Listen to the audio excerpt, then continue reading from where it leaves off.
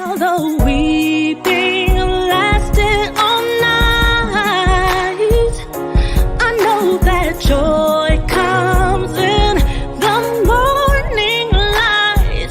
So I march on to a new song, 'cause I've been marching to that old one way too long. And I gotta move on and take new steps every day. I know there is got to be another way, and a brighter day. So I march on.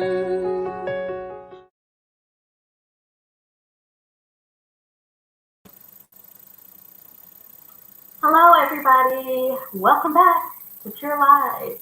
Another Friday night at 9 p.m. Central Standard Time. I am your host, Asia Jamal Rogers. And for those of you that have been watching my show, you know that we start off with our sponsors. So first, a word from my sponsors.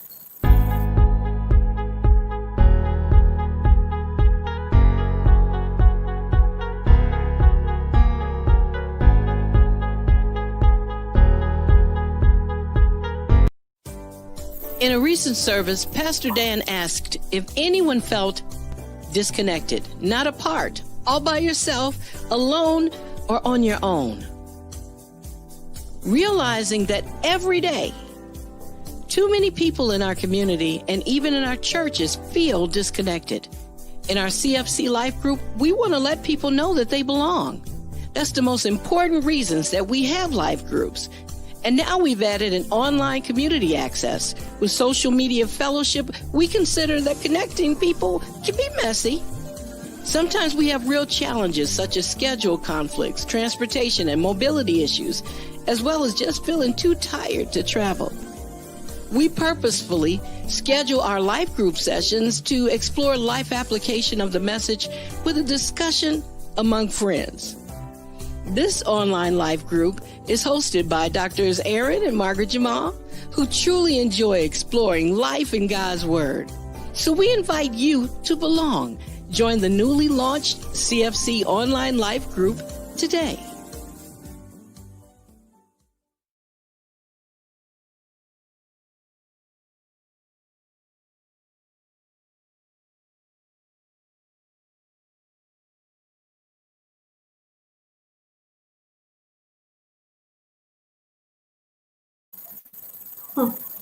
So when are you supposed to join the life group?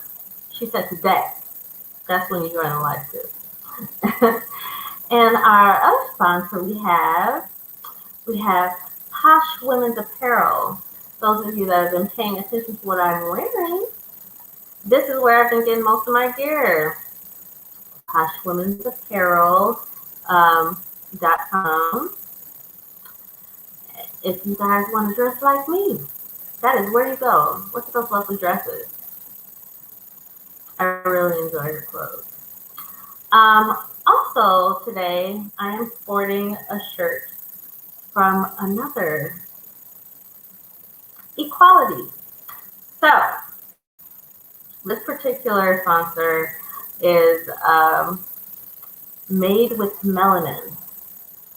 So there is the link right there. And they are supporting all causes and dealing with Black Lives Matter and other causes that have to do with minorities. That is what they are doing, so I support them, and I feel you should support them too. All right, now let's bring in our guest for today. We have the Reverend Dr. Aaron Jamal. Yes, I am. Glad to be here. Thanks for having me. Awesome. Hold applause. Thank you. Thank you so much for agreeing to join us today. So, everybody, I want you to know what this is all about. So, I named the title of the show The Social Dilemma because we are going to discuss the topics that were addressed in The Social Dilemma that is on Netflix. Hmm. So if you guys haven't checked it out, you should check it out for yourselves. It's deep. It By the is. way, Reverend Dr. Aaron Jamal is also my sponsor. I do me too. That's them too. So check them out. They have wonderful tools for couples, and I utilize them myself. They are a good start. Hmm. So, moving on with the show. Um, so, Reverend Doctor Aaron Jamal, I Yes, know you guys might this common Jamal situation. We are related. absolutely. Very much. You be my If you princess. see my Absolutely. show, that's right. You see the show, you already know it's my dad. And he is awesomely smart and wise and just well educated all the way around. So this is going to be an interesting conversation. And I welcome you all to join in the conversation. Please bring your questions, your comments, everything. We're paying attention. So I want to start off with you telling everyone why you asked me to check it out in the first place. Well, I think it's important. There's nothing more powerful than having knowledge. Knowledge is the key for us to wind up in the places that we really want to be, and it's also our greatest tool to protect us from those things that we're not paying attention to or not even aware that they're a threat to us. Knowledge gives us that armor, if you will, to find the strategies that we need to address it. Now, I would say this about the social um, dilemma that the series itself. I should say the movie. It brought um, some things out that I think a lot of people don't really even think about, don't even give a second thought to at all, and that there really is an intentionality about what's going on behind the scenes. When you're talking about Facebook, when you're talking about really all of the major giants that are giving us these connection tools, there's also an ulterior motive there, one that a lot of us don't necessarily pay attention to. And the reason why we're not paying attention to it is because we don't recognize that we're actually the product they're using to make money. We are what it is that they're selling. um, and it's really difficult to imagine yourself as being a product when you didn't necessarily agree to that. You didn't agree to be a product. But when you lend your image, when you lend your attention, when you lend yourself, and to these different social networks, they begin to take advantage of that and actually design things to gain your attention on a continual basis. I know there's a number of my friends and relatives as well that what they do is often influenced by media without them recognizing how much engaged they are. Like, for instance, I can I can think of a number of folks even recently that were like, they had attitude with me, and they're like, "You didn't see what I sent you? I'm trying to connect with you because I was trying to let you know." And I said, "Well, did you call me?" "What do you mean?" "No. I sent you an email. I sent you a text. I sent you this. I flagged you on, or I tagged you on." All of those different things are things they've bought into that I recognize they were too influential in my life. So I began to back away from it. In fact, Hmm. one of the things it is that they're challenging you to do, even in the movie Social Dilemma, is to cut off your social network. I did briefly, because I wanted to find out for myself what the extent was. I don't like being totally sold out to anything but God. And so if there's something else that's gotten a hold of me, I need to try to gauge that influence. And so when I made that commitment to back away, to find out, am I thinking about the fact that I've backed away? Am I missing this? Is this something that is making me like trip, like, oh, I got to find out what's going on? Or is this something that I could actually live with? I found out that the problem isn't with me. The problem is with the people that I'm in love with. My wife, my children, they're like, Dad, what's up? How come you're not responding? And so our connectivity is so governed to be a part of this network that even an individual's decision to pull away causes, feedback, sometimes very negative, from those it is that we care about. And you're not trying to pull away from them. You're trying to govern how the social media that came along after them is actually capturing all your attention. So that's what Hmm. really drew me to it in the first place. Okay. And a lot of what you were saying are points that I wanted to address. Okay. Um, so I was a little hesitant at first to do this topic because I'm using the platform to That's right. Yeah, to that's true. introduce people, right, That's to the show and everything. So I that's was like, true. what, let's see what happens. What am I really saying, in this audience? But Yeah. but I feel like there were some things that were said in the documentary that need to be addressed. And some of the stuff is actually coming out due to the political situation we're dealing with right Yes. now. Yes. So there was a hearing this week, and I didn't see the whole thing, but I saw a good portion of it. And Facebook, Twitter, Instagram, I think. So they were all involved, and they were saying that they were biased um, towards the Democrats in regards to what they were censoring. So I'm like, and I'm watching all of the council. I don't remember if it was. I think it was ABC News that went live on Facebook. Mm. So I thought that was funny too. We're doing a hearing. The head of Facebook is on here, and it was part of the hearing, and we're doing it live through Facebook. That's hilarious. Hmm. Um, but they were in talking about the biases, and both sides made some interesting points.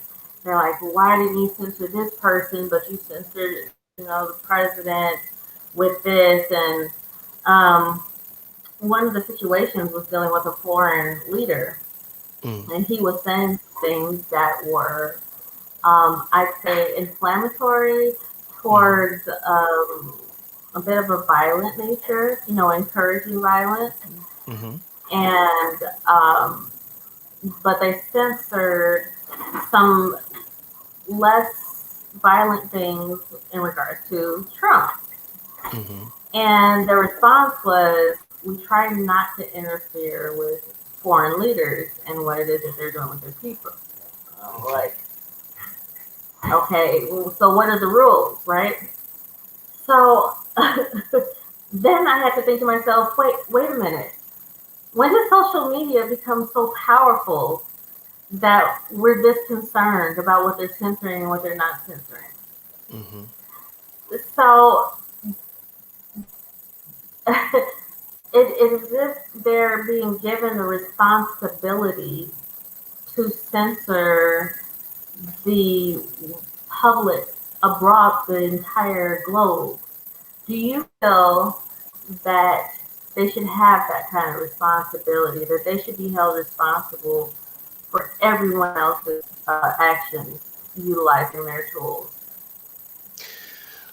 Well, it's a delicate line. I believe that they have to negotiate with and navigate through. The reality of it is that I believe they should have a moral barometer for not only what is factual, but what is um, the right thing to do. And again, morals, that's something that that's why I say it's a tricky thing, because one of the things that they expressed in Social Dilemma is that they deliver custom facts unto people. They will show one person a feed of information that's totally different than another person. And so these people are making decisions based on different sets of information. And in their mind, they believe they have the facts. Well, if it is that you allow, you know what propaganda is, right? I mean, the whole idea of propaganda, it's something that as far as this country is concerned, we had uh, guidelines, rules, laws even against submitting unto those types of information spreads where you're actually trying to put out information, ideas, or rumors that are intended to sway a particular people or a group away from what is the American way, our democracy, if you will. That's come very, very blurred during this age of Trump. And much of what it is that was viewed as more of a Russian thing has actually been mixed in and intertwined with a lot of the stuff that we hear on a day-to-day basis. It's become blurred. It's become hard to decipher. Is this really American, or is this what somebody's trying to put on to us? And if they're trying to put this on us, who's allowing that to happen? So it goes back to what you were saying about who has the moral obligation to put a censor on this stuff and stop it from actually causing not only division, because I mean, when you're talking about how polar this whole thing is, as was evident in um, the whole election that just happened and is still trying to be sorted out. The challenge wasn't just people deciding on who to vote for, but what was true and what was not about those people they were voting for. And so, again, with the social media's ability to customize the set of information that each person is going to receive, that's an incredible amount of power that they have in shaping somebody's idea about that person that they're voting for. Now, the one vote thing, without a doubt, is an American thing that has been very successful in showing the rest of the world how democracy has the ability to control. But if your vote is tainted by the propaganda or influence of someone on the outside, somebody that is a foreign government, and they're actually tainting your source of information, you're not choosing based on your relationship with with these different people. You're choosing based on that information that's coming often through the social media. Does that make sense? It does make sense. So I think it's interesting what you were talking about in regard to the election. I overheard, so I've been following everything through CNN, Google, ABC, because everybody doesn't have the same information. Hmm. Um, so CNN, I heard them say something. They said that Biden got more votes than any previous candidate in history. Hmm. So, do you think that social media had a hand in that? Well, I think let me say yes. I do think social media had a hand in it, but part of it was the urgency of the matter that didn't just come through social media. It really did come through the experience that we're all dealing with. We're dealing with a pandemic. People are dying. People we know, people we're related to, are dying. Okay. And even if they're not dying, they're getting sick. Okay. And so when you have that kind of thing happening, along with the number of people that are either out of work, looking for work, or underemployed as a result of what it is that's happened with this pandemic, you wind up with stress points that people are saying, I need to find a solution. I need to find a way to work with this thing and get through it. Well, we've been trained to go to Google, to go to the internet to find those information, to find a resource, to find the options that we have. So in that way, yes, social media had a lot to do with why people were saying, I'm going to vote this time. I'm going to make sure that whoever it is that I vote for is the one that I think is going to be close to the answer of what it is that I need. But again, when you look at the fact that the social media giants have the ability to customize that information that you're receiving, you don't really know if you can trust it or not. Right. Right. Yeah. So, yeah, you're absolutely right. So it's funny. Anytime that I want to know something, if I'm not sure about it, immediately I'm like, Google. Yes. I'm Yes. going to Google this. I'm Yes. going to Google this. Hmm. Like, I wonder about this actor, actress. You know what? I'll Google it. So yeah, they've definitely dominated the market. Hmm. Um, and one of the things that you had mentioned earlier that was said in um, the documentary, it said if you're not paying for the product, then You you are are. the product. That's right. That's Right. right. So, so digging into that a little bit, when they were giving their examples as to how we're the product, you're thinking, okay, so what are they selling our data? And like they said specifically, it's not that they're selling the data, they are monitoring the data Yes. to study our actions and what it is that Hmm. we're drawn to, which I thought Yes. was deep and scary. So for those of you that Yes. think you're not being monitored, if you are on social media, yes you are. Yes, you are. not That's the not reality of just it. right, not just your searches, not just what you're looking at, but how long. So they can Yes. see, okay, this person is more interested in this, and this person is more interested in that. So we're going to throw this at them.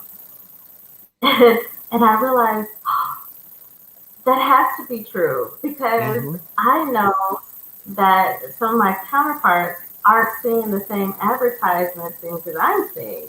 Hmm. The ads that I'm seeing, like for instance, I'm a natural hair girl. Sometimes I go curly, sometimes I throw it out, whatever.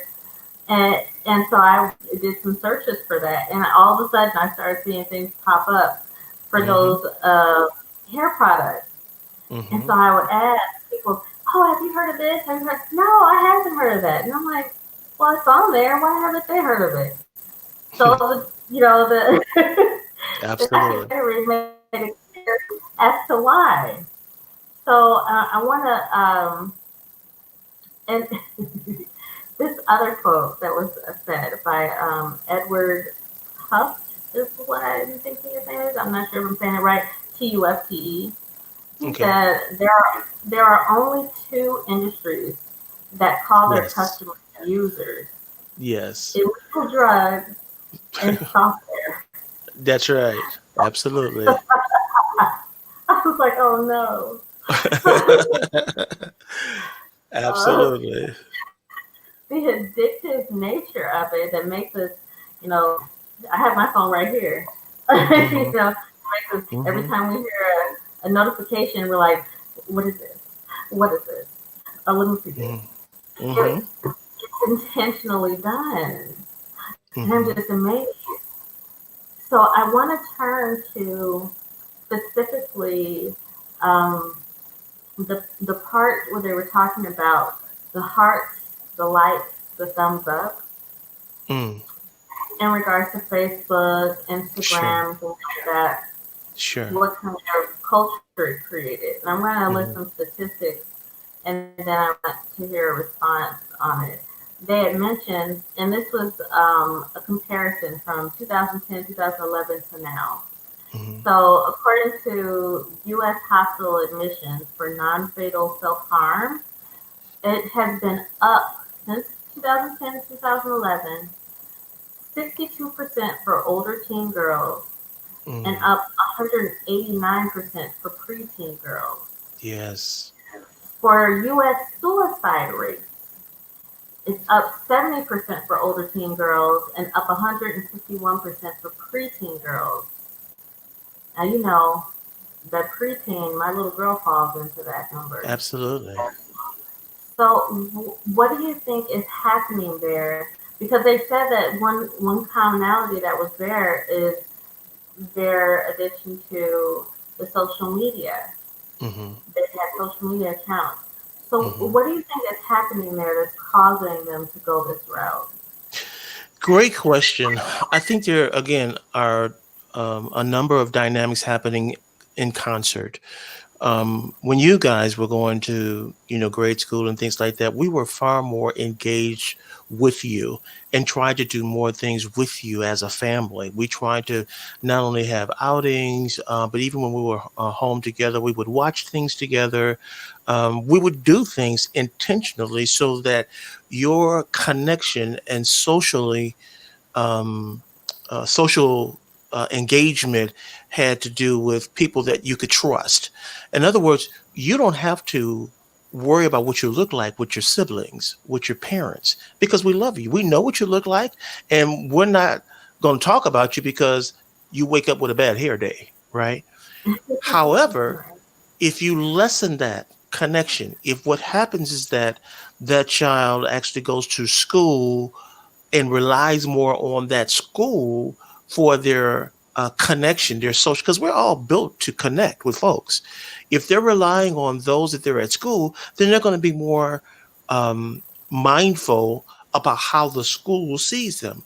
Well, if you take that influence of people at school and multiply it by about 10,000 times and put it on a social network, then all of a sudden, they're concerned about the opinions of millions of people. And we're just not built to handle that. None of us are going to look great to millions of people all the time. None of us are Right. going to sound great to millions of people all the time. And unfortunately, we gravitate to ones that don't like us. We are more influenced by the ones that will say something negative. Like, he's talking about the likes and things like that. You could have 25,000 likes, and all of a sudden you're looking at the ones that don't like you. You're trying to figure out, well, what don't they like? What's wrong with them? What's wrong with me? And that winds up changing how you interact with them, what you're considering about yourself. Like before you thought you were okay, but now with this comparison, you're saying, maybe I'm not what I thought I was because these don't like me. Right. So Absolutely right. it is definitely, and it happens more so with the younger children because again, the culture of parenting has changed dramatically. I get it. I mean, parents are challenged more than ever to work outside the home, and even when they're working in the home, they're inundated with a whole lot of stuff where they're not able to pay attention to their children the way we used to. Okay, so I'm not Right. trying to place blame on it. I'm just dealing with the reality of it. It's a different dynamic, trying to navigate how to make a living for your family, to provide for your family while you're trying to address the attention that they need. And so often what happens is that the children they're surrendering their attention to the internet and the social networks that are telling them, here's what's good, here's what's bad, this is what you would look like if you did this is what you would look like if you did that. You don't look as good as this person who really looks really well. And the evidence that they look really well is that they got all these followers. That thing is happening like it's on steroids, especially for those young girls. Yeah, absolutely right. There, so in a previous show that I did, we were talking about image, and we were talking about how Instagram makes us feel like we have to look a certain way, Hmm. and we don't realize that these pictures are being edited, and all kinds of filters and stuff is being added to these Hmm. things. So we're trying to achieve unrealistic goals, and Yeah. then getting depressed over not being able to reach these goals. Right. Um, with us both being a part of the entertainment field, it's like, Hmm. oh, okay, well, let me utilize this to help get my popularity up. And then I found myself wrapped up in this whole cycle. I'm like, why did this get more likes than this? Well, maybe I need to do this. Maybe I'm not doing this enough. Hmm. And, I found myself like all the time studying what people were liking, what people were not liking, and then at some point getting upset with my own followers. Yeah. So like, I put more work into this. Why are you Yeah. giving enough attention to this? Yeah. it was really driving me nuts. But what made me actually start this particular show, and then I want you to speak on this as well, was because of how it was affecting my daughter. So here's what I didn't know. I knew Mm, about the giants. I knew about Facebook, Twitter, Snapchat, Instagram. I knew about those. I did mhm, not know about the social aspect that they're placing in the games for children. And I found out that she was actually being bullied. So there was cyberbullying mm, going on inside these games. mhm. And she's coming to me all upset. She's listening to such dark, depressed music. And I'm like, what's wrong with my baby girl? I don't know what's going on. Mm, And the oldest Christian, she's like, Mom, she's talking to people on these games. These are not just games. Listen to the music she's listening to. This is what she's feeling. I'm like, what happened? mhm, And so then I find out she thinks that she was thinking her skin wasn't light enough. mm. Her nose was too big. She wasn't thin enough. She didn't Wow. like her hair. All of this because of what she was absorbing and from the social aspect. So I Mhm. found myself with a challenge because it is now a requirement for them to be on YouTube and stuff like that for Sure. research purposes, which I think is hilarious. Um, but this is what they're forced to do. Their schools are embracing the social media aspect. So what do you think? As being my own parent, what do you think can be done to help save that generation from making these statistics even worse? Sure. I don't think it's a silver bullet, one thing that you can do. I think there has to be a concerted effort, because there are different influencers that are going to be in our children's lives. We just have to recognize that. That's the truth. There were different influencers in your lives. There's even more influencers in theirs. Okay. But there has to be some intentionality in how we engage with them.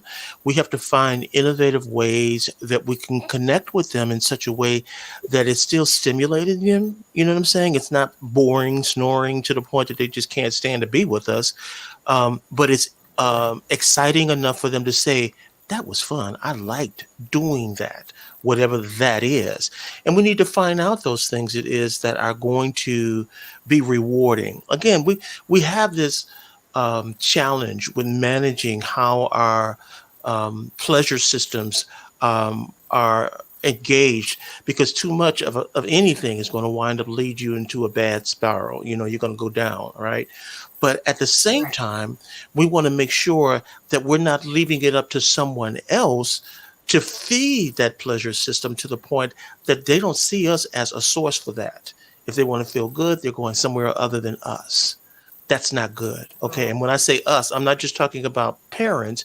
I'm saying the family. I'm talking about those it is that they can trust with who they are. I can't tell you how important it is for reinforcing the identity of our children, helping them to become comfortable with the fact that they are enough, that they are beautiful, that it's safe enough, or it's okay if it is that you try something and it doesn't work. It's going to help make you better. Don't get discouraged. You'll get past this too. All of those things, even with regard to like sports, and you say like entertainment, that there are going to be challenges where you're either, it takes an incredible amount of courage, as to actually get in front of people and do anything, be it sports, music, acting, photography, whatever. Just saying something Right. to people, that takes an incredible amount of courage. If they know that their family has their back and is going to be their fan, if they know that to be absolutely true, then these other resources don't have quite the leverage than the ones that don't know that they have that. Those that don't have that from their family, The only thing that I could say is that we teach our children to be better friends to them as well, Yeah, intentionally. right. Well, I definitely grew up that way, and I'm still that way. Um, but my my my daughter and my middle child both said to me one time. They said, "Well, you compliment us because you have to, because you're our mom." And I was like, "What?"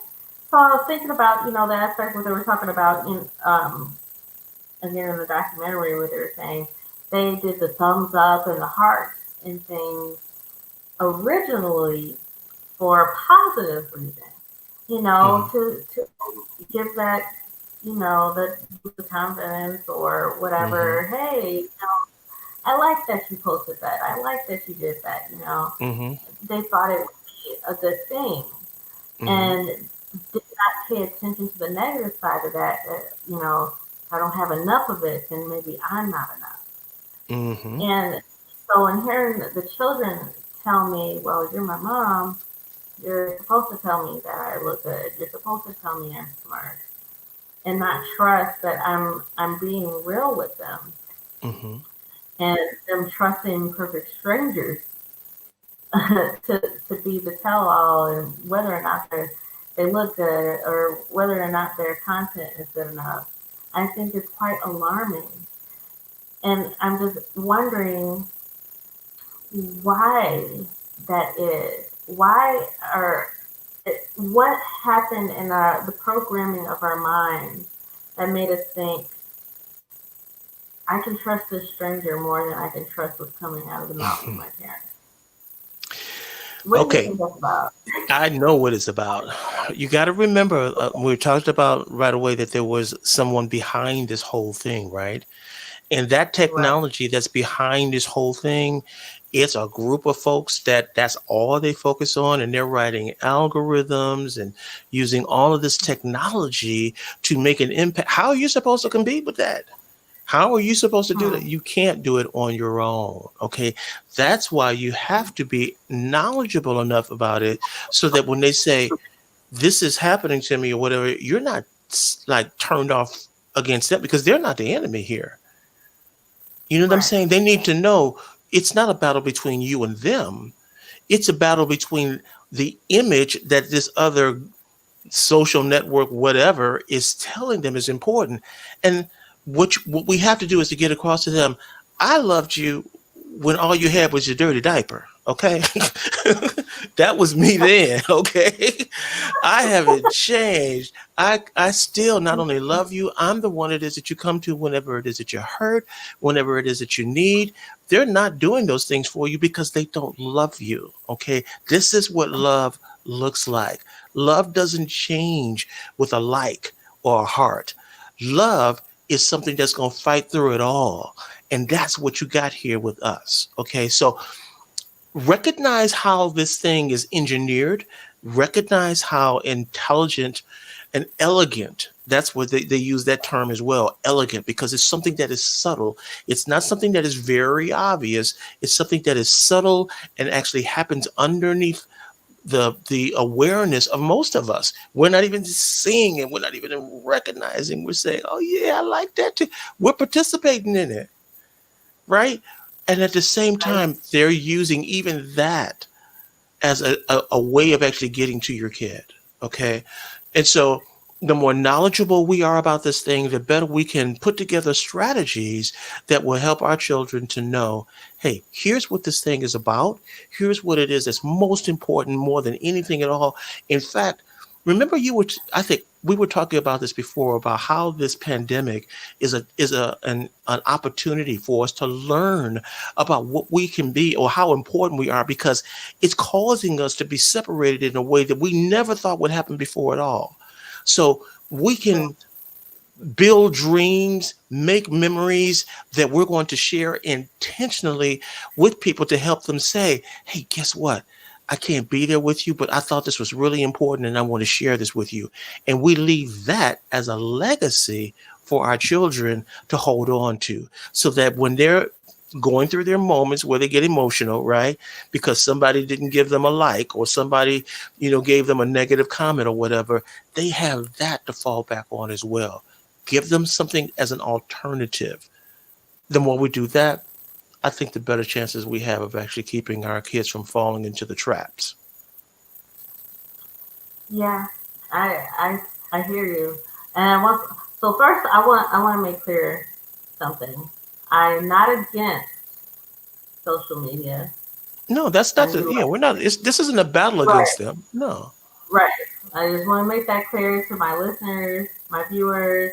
I'm not against social media. I'm utilizing it. Hmm. And I am also not an affiliate of any of them. I am Sure. me. Hmm. Um, and so making that all clear, that we had addressed how it's affected the children, but as I stated before, I fell into the traps myself, Hmm. and I I mean a lot of us adults are in the same issue, and it's Hmm. big money. So going back to the whole product part, if you're not paying for the product, then you are a product.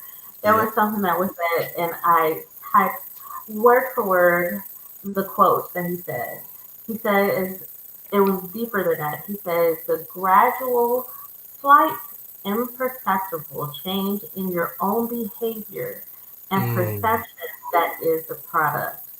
Yes. So Yes. speaking of their ability to be able to change your perception, to change your behavior, Hmm. moderate what you would normally do to pull you in to the products that the advertisers are paying for And you to note that he view. said gradual. Right. Yes. Oh, they're grooming us. Yes. Yes. Yes. That's the truth. And that's almost, I mean, it's really scary. Anybody, well, we definitely, my discipline in studying for the doctorate was actually in dealing with addictive behaviors and subjects. So as far as the Right. substances that we know are effective, most of them that are used, or I should say engaged, didn't start off being like an overnight addiction. It was something gradual, right?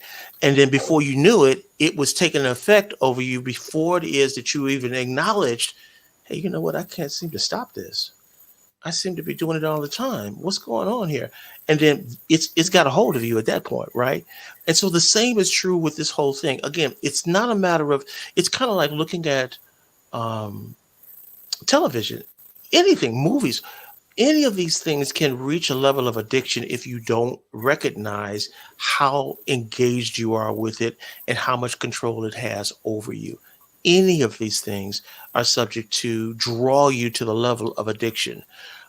We have to have a checkpoint where we just kind of see, is this something that's kind of controlling me, or am I controlling it? If I can't control it, then it's time for me to break loose so I can finally get in control of me. Which is why I backed off. Again, not to be, and as you're saying, I'm not trying to be in a war against social media. I just realized I needed to gain more control of me, and then be more attentive to those that I say I love, using something that may be a little more old fashioned, but using something called a phone, right? Or actually sitting down and actually having a discussion, right? Oh, Sometimes you just disgusting. can't get it. Yeah. Sometimes I am just doesn't get it. Okay. So, you know, it is, I'm telling you, the whole art of actually paying attention to the way somebody's eyes are looking, or the facial micro expressions that they're making, all those things, that's almost becoming a dying art, because now you can put up whatever image you want. They don't even necessarily get a chance to see you. You got an avatar in front of you. Right. Our emojis. Yes, I'll do Yeah. that. So it's difficult for us to use those other indicators to share with people how we feel, what's going on, what we think. So we have to be more intentional. I don't, again, I'm not trying to hate on those things that people use to enhance their appearance. If you want to use them, that's fine. My challenge to you is, are they controlling you? Are they depressing you? Are they actually bringing you to the point that you're thinking of yourself as less than enough? Are they causing you to feel as though you got to have surgery? You've got to buy different products because when you look in the mirror, you're just not happy with who you see. You know, I look in the mirror and recognize this guy that I might think should be a certain way or another way. This is the same guy that I thank God for woke me up this morning and gave me what I have to work with. Okay. And to me, he's done a pretty good job. Okay. So I'm okay with that. Right. I'm not going to hate on his work. They say he's faithful to complete the work that he's begun on me. The fact that he's even still working with me is awesome. So that's where I am with that. There's going to be those times that I'm not as happy with my weight. I'm, I'm not happy about I can't wear them clothes I used to wear. I go through that just like everybody else, but I'm not going to let that control me.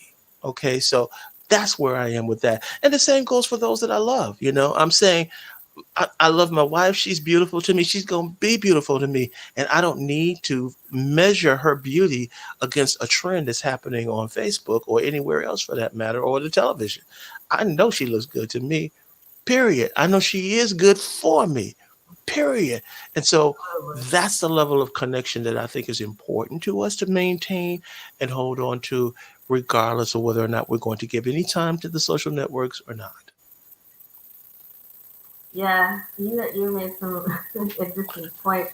I was just thinking about the fact. So you were talking about you're pulling away, and you have your cutoff point, and I am teaching my children to have that. I have a time where they have to turn in all their electronics, and they only get their stuff after they have completed all their chores. None of them are allowed to have social media accounts. And, I'm doing all this controlling of them. But it wasn't until I saw this video from Dr. Mike. I watch his YouTube videos. Mm. This is funny because social media taught me to back away from social media. So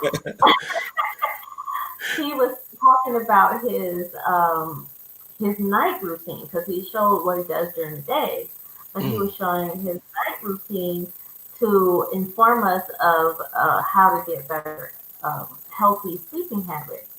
Mm. I am guilty of having things run in the background. For years, I could not go to sleep without listening to something or watching something. I had to fall asleep that way. Mm-hmm. Unfortunately, I didn't stay asleep that way. Mm. So it was unhealthy. It was like, okay, uh, what made me fall asleep woke me up. So now I put something else on to fall asleep. And I just get up again.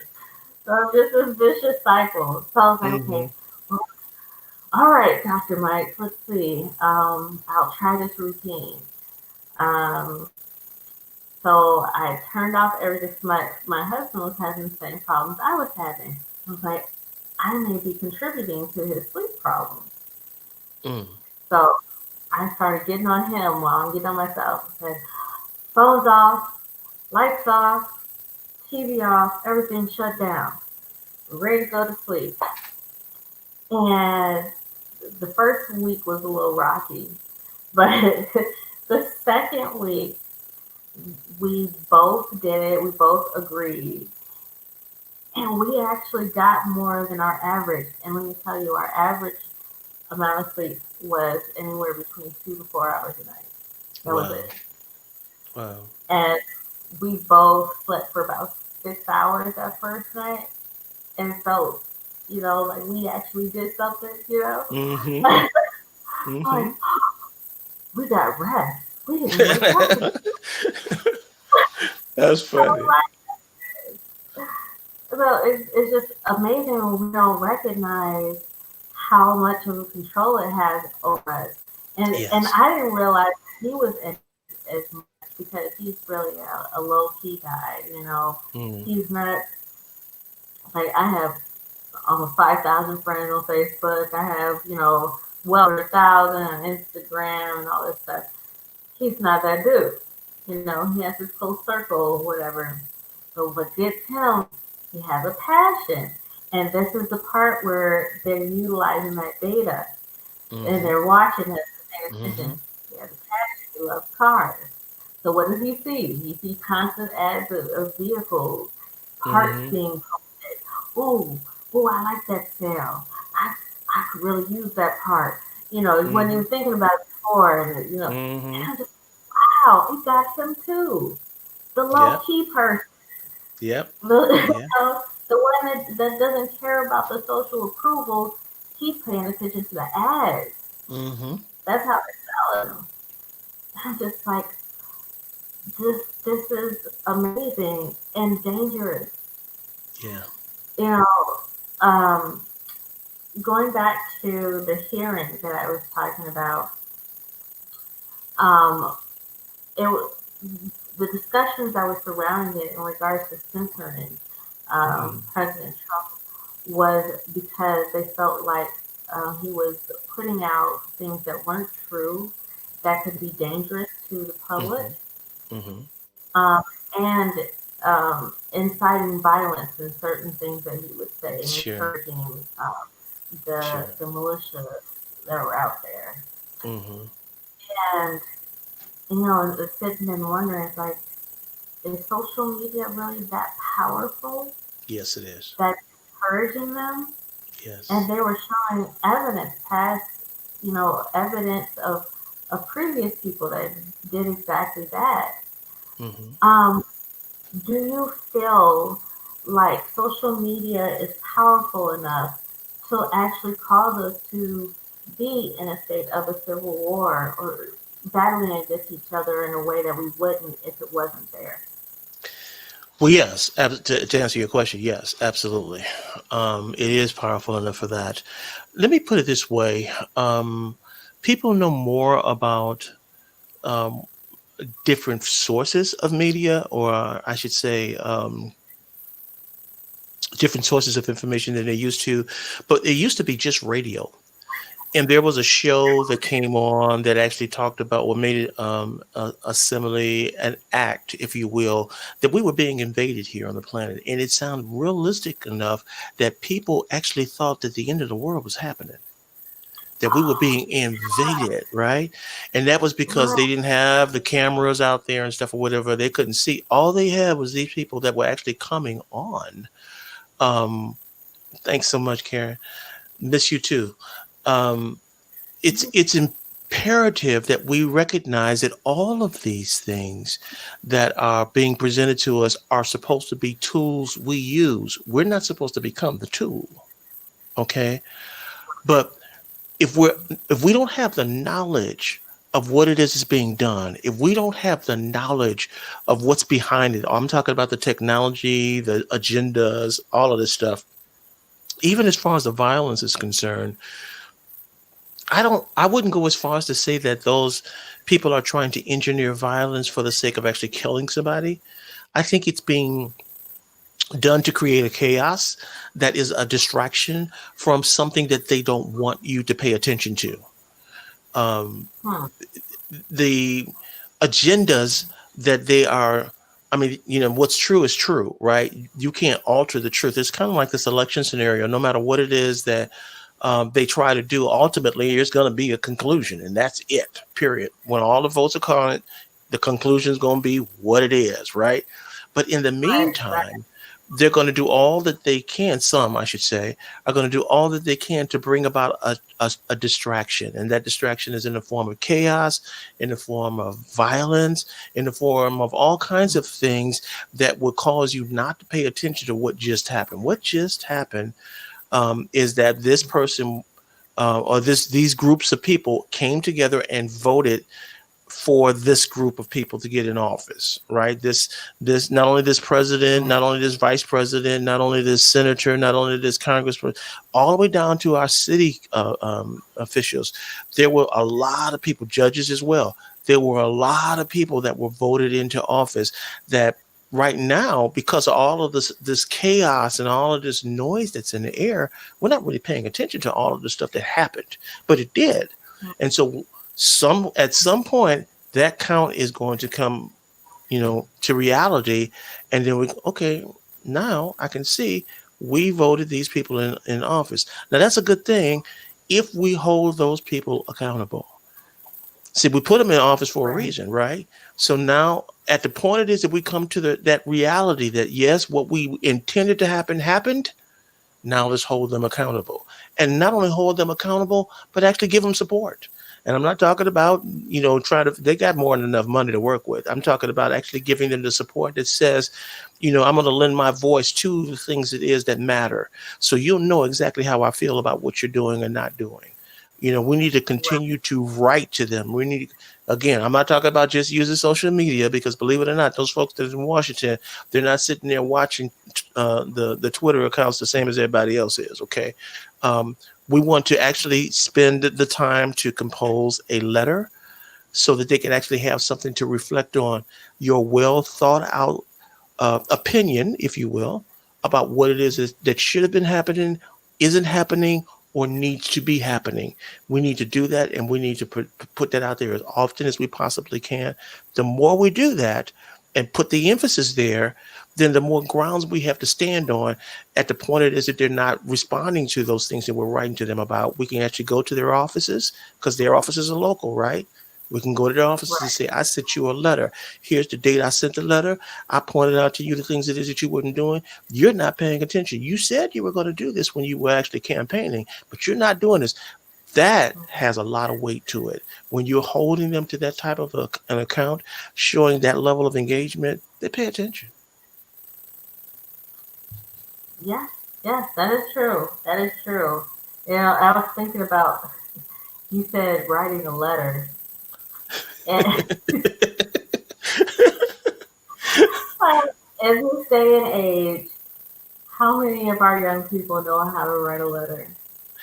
I asked my children the same thing. I said, do you know how to write a letter? Do you know the things that are supposed to be in a letter? All of them told me no. I'm like, I have Wow. failed. I have failed. So there's a project. There's a project. You need to try to help them so that they would know that, again, that needs to not be a dying art. Again, it's Right, something that has a sustained impact. We're looking at letters that were written centuries ago. Okay. So the truth of the matter is that it has the best chance of you having an opinion that actually makes a difference, not only for you now, but even for those that are to come. So we need to help them to understand not only how to write that letter, but to encourage them to do it and do it as often as possible. I'm telling you, absolutely. IM is not going to be the wave of the future when it comes to making policy changes. You can't tweet your way into a new law, and you're not going to be able to IM your way into a new law. That's the truth. Okay. Fact. Oh my goodness. In schools, what happened? How come this is not a requirement anymore? Because I know that in elementary school, grammar school, whatever, pick a word. I'm a millennial, whatever. Elementary school, um, it was a requirement to know how to do, personal letters and Hmm. business letters. Yes. And when I heard, and this was after I became a parent, I heard that some schools were allowing them to use their text language in writing their papers, Wow. like the LOL and OMG. And I'm like, no, no, you're ruining everything. Stop. Oh my goodness. Oh my goodness. Wow. Stop. Like, and when you grow up and you go out there, you get your education, and you get into these companies. If you are one of those people that wants to climb the ladder, and you want to be on the executive level, the level of the CEOs and all that, guess what you have to know how to do? You Okay. have to know how to climb the ladder. You got to know how to Absolutely. communicate in that Absolutely. way. In Oh fact, my God. I would say that's probably one of the things that we want to impress upon our children as emphatically as we can, and that is to be, remember, we bought you guys a lexicon. I don't know why, but there's so many folks that don't see the necessity to build the vocabulary of their children. I think that's imperative. You guys would ask us, why are you using those big words? Here, look it up. The reality of it is that if you can build that vocabulary and they can find different ways to express what's going on with them, they can also develop a way of actually expressing what they want to happen, right?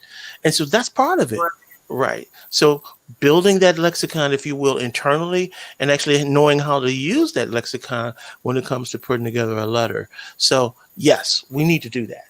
We need to do that intentionally. That needs to be a Christmas gift. Yes. Okay. There you go. There you go. Just in Okay. case y'all didn't know what to do, now you know what to do. There you go. Just do for your children. All right then. And your nieces and your nephews and your grandchildren and couple babies. Absolutely. Absolutely. Well, we are at the end of the time for the show. But I just want to say, there's a reason that I like to close my show out with this particular saying.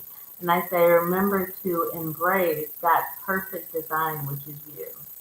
Mm-hmm. So God did not consult social media. That's right. God did not consult with anybody in making you. He knew what he wanted to do. He knew what he needed to do, which means you are made perfectly. Embrace your own perfection. No one else Absolutely. can say that you're not, because they are not qualified to say that you are not. That's right. So remember that. Remember that. Because I'm going to remember that myself. They may have designed an avatar, but they never made a you. Okay. That's right. There's only you in the world. When you're not there, then you are missed. So That's embrace Yep. your perfect design that God has given you. Thank you Absolutely. so much for joining us today. Oh, my pleasure. Thank you for having me. Appreciate it. This was fun. And it's a subject that I do like talking about. And I tell you, as far as us continuing to learn, one of the things that we're forced to do in our studying about this stuff is to engage. So you're right. We can't be in a war against this thing. We just have to know how to engage. Oh, there she is. There she is. There's my blessing. There's my blessing. Hello, Mother. That's my blessing. As we're closing.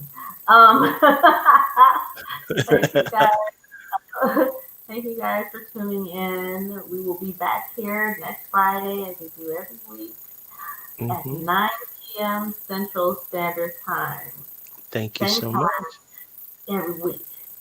And remember, for you guys that are married and you looking for some tools, I do need you. Absolutely. I'm trying to tell you. I do need you. Absolutely. There it is. There you go. All right, you guys. Have a wonderful evening. And see you next week. Thank you. Okay, now you have a good one.